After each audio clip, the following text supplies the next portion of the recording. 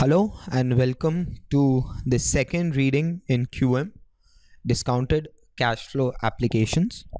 I'll take the first 2-3 minutes to explain to you the flow of the reading, the depth at which we'll cover the respective topics, and how to actually master this reading. So the way I've structured this reading is in two parts. The first part discusses internal rate of return and the net present value NPV, and the second part of the second video from our end discusses the money market yields. Actually, I to be honest, I do not know why this the first part NPV, IRR and all have been put here in QM, because a full-fledged reading on capital budgeting, okay, is there in corporate finance, okay, and I perhaps feel that it was a more suitable juncture to put these topics, but again we have a duplication of effort here, okay, that the topics are done here again and there as well, but obviously the importance of the topic there is more, okay. So what I have tried to do is give an overview, highlights all the key points, examples here, but obviously it's not as deep as I would rather cover it in corporate finance. So this is the first video, and the second video discusses about money market yields, calculating and interpreting the different yields, such as the bank discount yield, the holding period yield, the effective annual yield, the money market yield, and so on and so forth, okay. And what exactly is the relationship between among these different returns. If you have holding period yield, how do you convert into effective annual yield, and so on and so forth. So it's a simple sweet reading, okay. A lot of examples are there, okay. You really need to have your calculator on here, okay. Really sweet, simple reading where not much of effort is required, okay. Even if you're a bit tired, it's okay. I'll try to make the reading as enthusiastic and connected as possible. So anyways, with this little feeler, let's directly move into the learning outcome requirement. So our first topic, the net present value or NPV.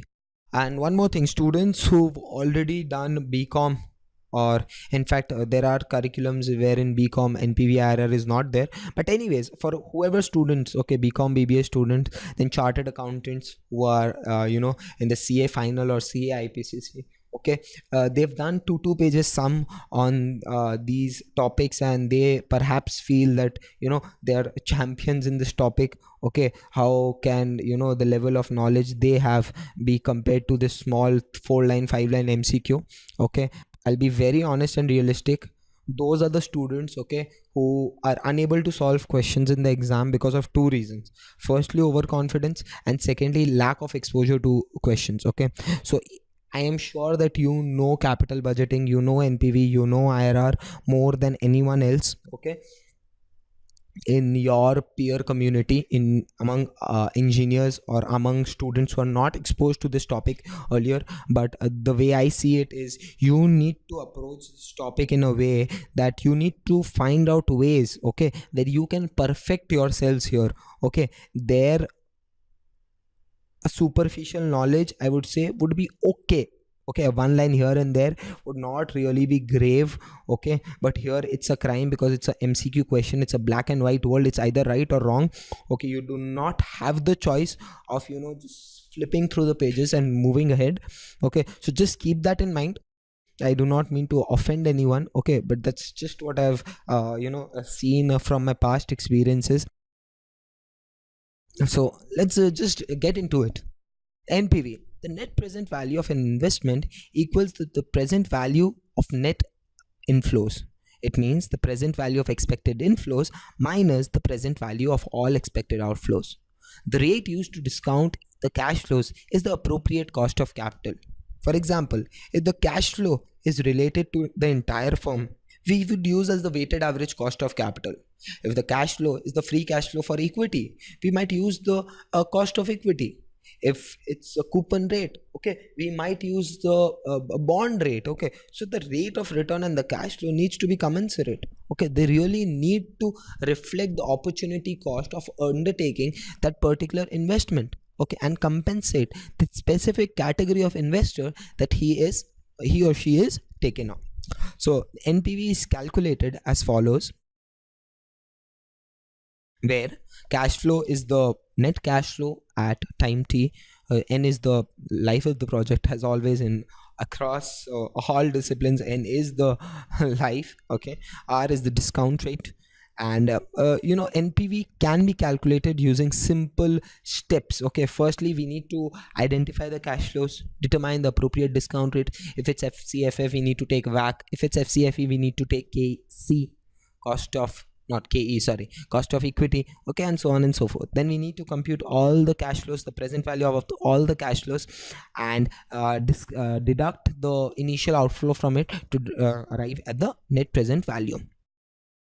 Now what's the decision making? Okay, if NPV is positive, it increases shareholders wealth and it should be accepted.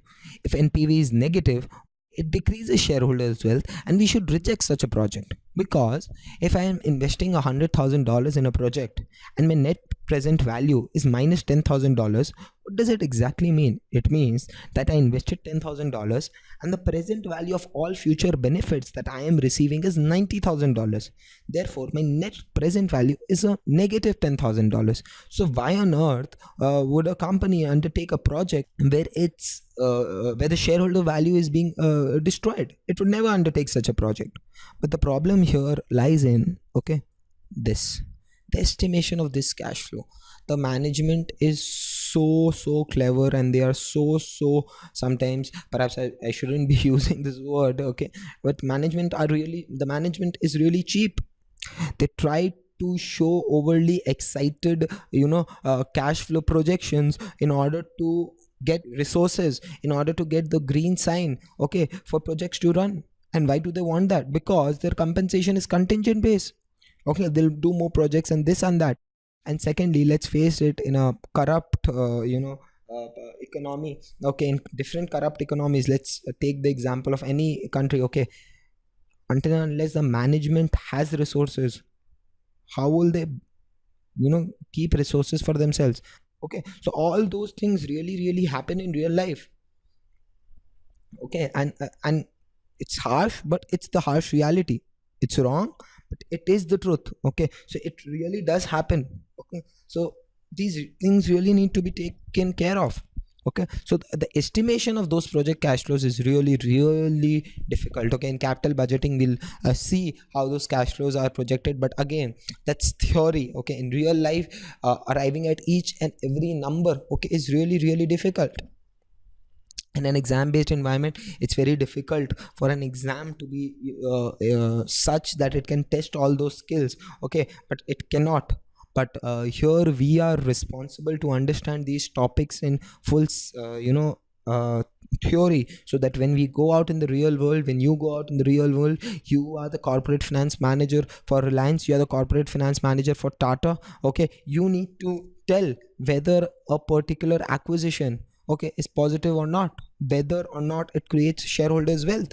And keeping in mind the ethical standards, okay, the code of ethics and standards of professional conduct. The world may be wrong, but at least, okay, what do I say, speaking in very honest terms, you can at least be honest and use these things, okay, for the betterment of the company. Because I'm not much of an idealist, okay, but I just know one thing, that honesty does pay in the long run. It really does. So as a corporate finance manager, if you are using all these to properly project the cash flows of the firm, okay, it will definitely have higher net present value. The project will be successful and your compensation will rise. It will rise beyond the bribes, okay, and all those small tidbits that you can gather. So keeping in mind, keeping aside the philosophy, so this is decision making is, if NPV is positive, we must accept the project as it increases shareholders wealth. If NPV is negative, it decreases shareholders wealth and should be rejected. And for mutually exclusive projects, okay, the project with highest NPV should be chosen, because the ultimate objective of financial management is rising the shareholders value, and that is possible with the help of a greater net present value. Now let's look at the computation of NPV. Okay, this is the sum.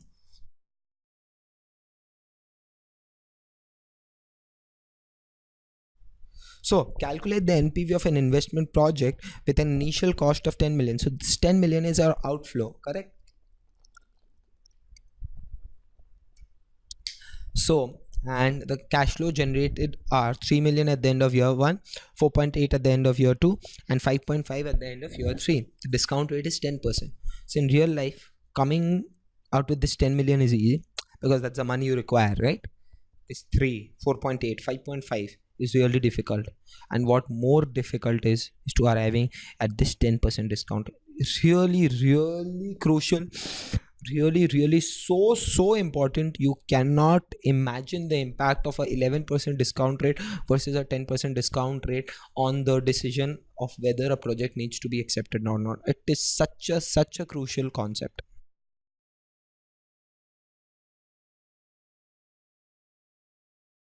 Moving ahead, so this is how NPV is calculated, but obviously you need to not do these calculations. Our calculator is equipped enough to handle these calculations, and I'll be teaching you how to use the cash flow mode in the calculator. So firstly, clear the calculator. Okay, then press the cash flow button in the second button on the second row.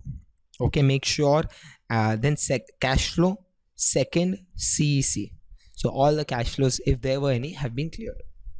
Now cash flow at point 0, you need $10 million as the investment. Okay, so put 10, then minus, then enter, and then the down arrow. Now it's coming 0, 1, that means cash flow 1. So you need you are expecting a cash flow of $3 million. So 3, enter, down arrow. The frequency 1, I'll tell you the use of this frequency, okay, later on. Okay, right now it's not needed, so I would not want to confuse you. Down, cash flow 2 is 4.8. You press 4.8, then enter, then down arrow. Then F42, again I'll tell you the use of this frequency later. Now 5.5, enter, down arrow, down arrow. Now compute CPT NPV. What they're asking you, something known as an I is the discount rate. Press 10, press enter, press the down arrow, and then again you'll see NPV equal to 000 on the screen. Now press CPT, that is compute. You get 0.82645. This is your NPV. I've tried to list down all the steps. Okay, I have spoken the steps that need to be done. Okay, so please, okay, if you've missed out anything, replay the video. I would not be able to repeat it. It's a really simple concept. We need to cover a lot of things. I'll move fast. Okay, and if there's anything that you did not understand, go back and just look at the video. But I think I've maintained a decent enough slow speed and given all the keystrokes, the explanation and everything on the calculator, on the screen, sorry, that represents the calculator. We now come up with the internal rate of return. The internal rate of return of a project is the discount rate that equates the project's NPV to 0. Effectively, it is the discount rate that equates the present value of inflows to the present value of outflows. Calculating IRR only requires forecasts of the cash flows in the future, and there is no need for externally generated market data to determine the appropriate discount rates. So if we talk in the previous examples terms, we do not need the 10% discount rate. An important thing to remember is that regarding IRR is that it assumes that all cash flows are reinvested at IRR. This is a topic that we'll deal in much detail in capital budgeting in corporate finance, but for now this is enough. Okay, so now you, beside the NPV button, you see an IRR button, right? So CPT IRR, and again press CPT. Okay, the previous example only, you're getting something as 14.20, 14.21. Okay, this is the IRR, okay, of the project. What it means that if you are investing money in the project, okay, the rate of return hidden in the project is a 14.20%. So if there are opportunities in the market available for 10-11%, okay, and this project is generating 14%, okay, then you really must do this project. And there we come at the decision making of IRR. If IRR exceeds the required rate of return, the project should be accepted. Okay, so if the minimum required rate of return is 11%, or if other investment avenues provide 10%, 11%, and this project is providing 14%, we must accept the project. However, if IRR is lower than those rates, we must reject the project. Similarly, we did calculate IRR in the previous illustration, and I took that help to explain you the concept with respect to its decision making. This is again, the calculator strokes, okay, to compute IRR. I've listed it down, okay, for you. If you've not understood it, please go through it and satisfy yourself.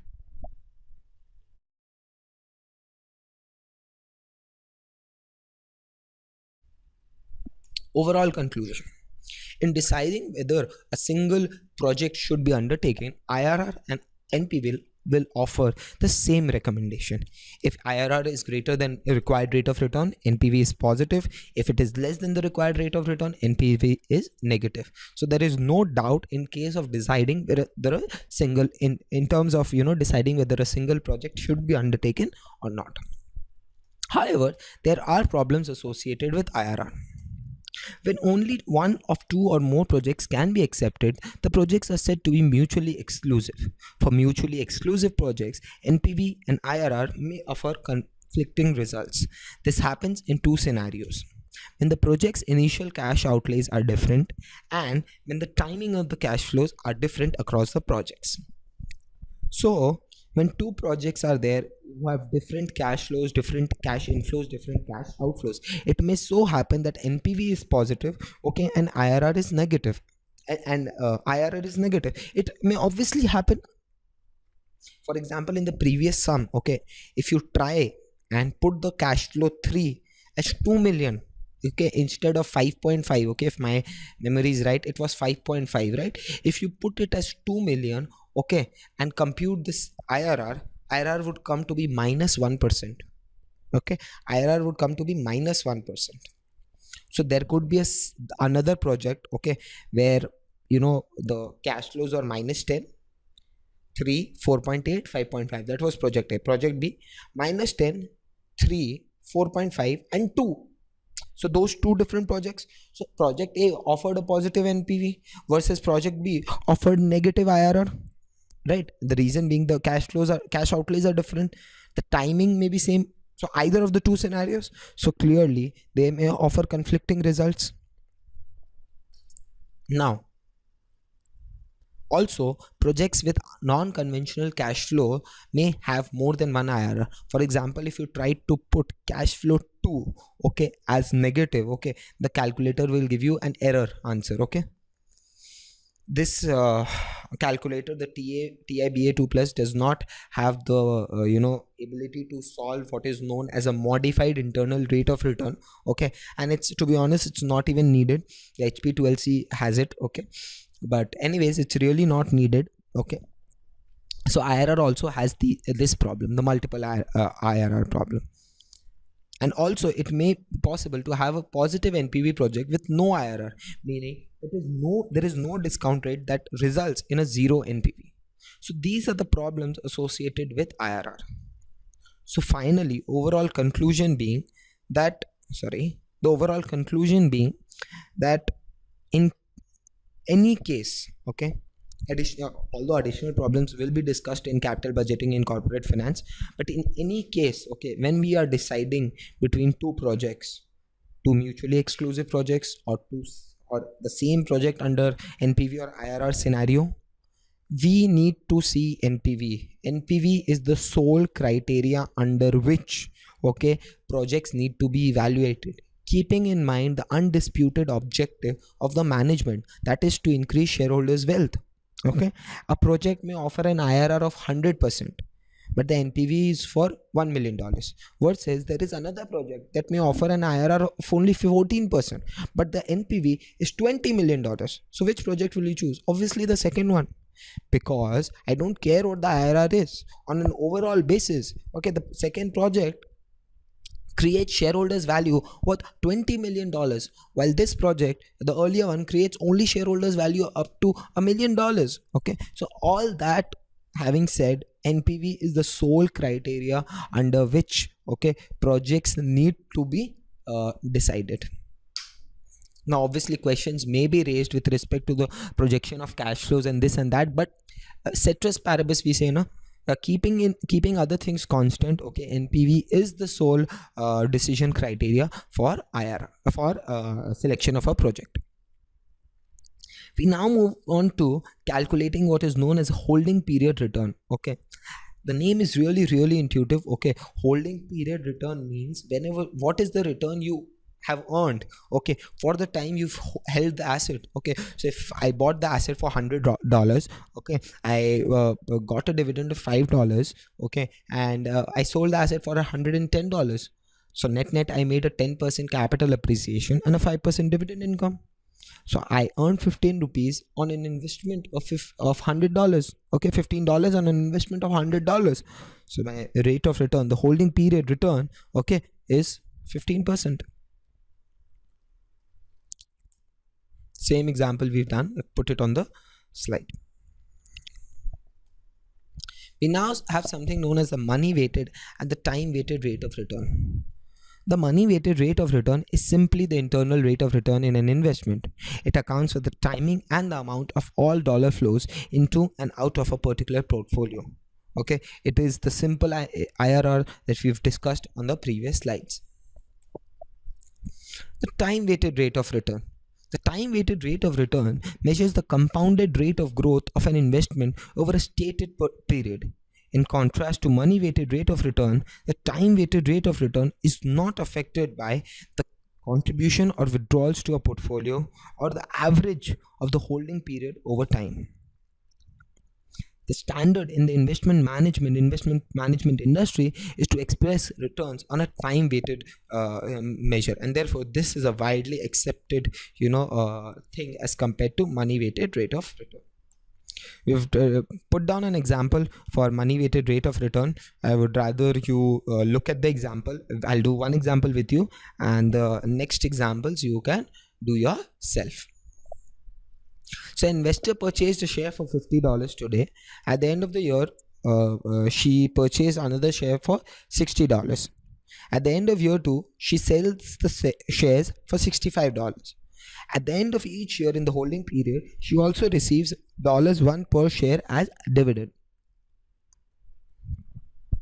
What is her time weighted rate of return? So what they are trying to say is, this is something analogous to a geometric mean, okay, a geometric return. Okay, so let's take step by step. Okay, so the first share, $50 share, became $60 and got a dividend of 1 rupees. So I earned $11 on an investment of $50. So my return is what? 11 by 50 into 100, which is 22%. That's for the first stock. The second year, this $60 share, now the original price will be considered as 60. Okay, 60 becomes 65, 5 rupees, 1 rupees dividend. Correct? 66, 6 rupees, and another also of 6 rupees. Correct? So 12 rupees on investment of how much? 12 rupees on an investment of $120, because we are assuming that the share price is 60 each. So 60 into 2, 120. So 12 rupees on an investment of 12 rupees on an investment of $120, that is 10%. So initially she earned 22%, now she earned 10%. The time weighted rate of return will be 1.22, that is the factor of 22%, into 1.11 whole to the power half. Why half? Because it's 2 years. Okay, had it been 3 years, it would have been 1/3. Had it been 4 years, it would have been 1/4. Had it been 10 years, it would have been 1/10. And the factors would be 10 factors. Okay, so it would be 1.22 into 1.1 whole to the power -1. Okay, whole to the power half -1 into 100, which gives a 15.84% return.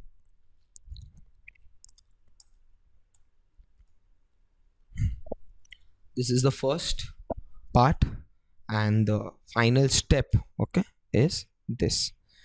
Although this is something that is mentioned in the core reading, so I've put it, okay, but if you heard my analysis of the question and solving, I never used all these. Okay, 50 became 60, 10 rupees, 1 rupees, 11 rupees on a base of 50, 22% return. Then 60 became 65 and 1, 66, 60 became 66 rupees, 2 shares, 12 rupees, $12, investment of how much? $120, because 60, now the price is 60, 60 into 2, 120, 12 on a base of 120, 10%, 1.22 into 1.1 to the power half. Why half? Because two factors are multiplied, -1 into 100. So this is how time weighted rate of return is calculated.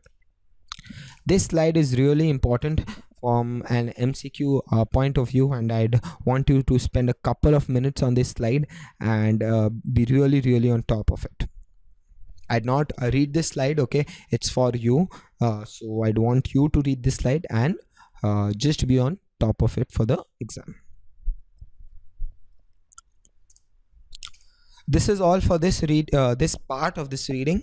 I'll meet you in another reading, okay, and another part of this reading, which will discuss the different types of yields, okay, and then we'll take it ahead from there.